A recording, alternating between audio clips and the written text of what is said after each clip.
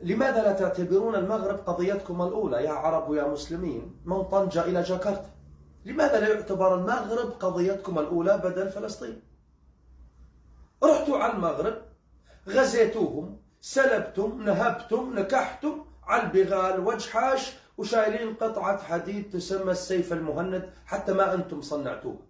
كانت المرأة في دول شمال أفريقيا، الملكة دي هي العظيمة ملكة الأمازيغ الكرام، كانت ملكة أميرة. أنتم كنتم صعاليك ونساءكم عورات، تحررونها من إيش؟ قالت لكم إذا عندكم رسالة أعطوني إياها وارجعوا. لا، فتم من عند مضيق جبل طارق وفتم على إسبانيا، وبالتالي إسبانيا احتلت سبتة ومليلة، كبرى المدن المغربية، فيها 6 مساجد أقدم من الأقصى، واحتلت من المغرب 21 جزيرة جعفرية، وطردتكم ورجعتم منهزمين. طبعا قلتوا أنه فتحنا، وأنتم ما سويتوا غير فتحتوا غشاء البكارة. أفريقيا جنبكم ما فتحتوها، ليش؟ ركبهن سود، بدكم نساء الأشقر أو الأصفر أو الشقروات.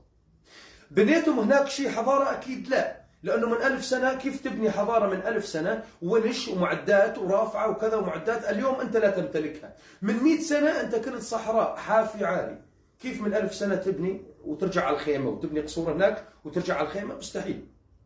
ليش ما تعتبرون إسبانيا مثلا التطبيع معها خيانة؟ ليش اليوم إسبانيا تغازلكم وعلى أساس تعترف بفلسطين ومدري إيش، حيث لا دولة فلسطينية، على حساب المغرب؟ إسبانيا تغازلكم على حساب المغرب وأنتم مبسوطين.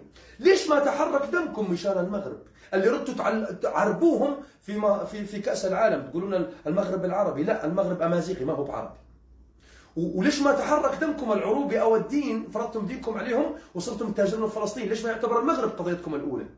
في 6 مساجد أقدم من الأقصى، فرضتوا عليه دينكم كل شيء، لا، وتقولون عنه مغرب عربي. ليش ما يعتبر قضيتكم الأولى والتطبيع مع إسبانيا خيانة، وإسبانيا مثلا كيان غاصب ومحتل؟ ممكن تجاوبوني؟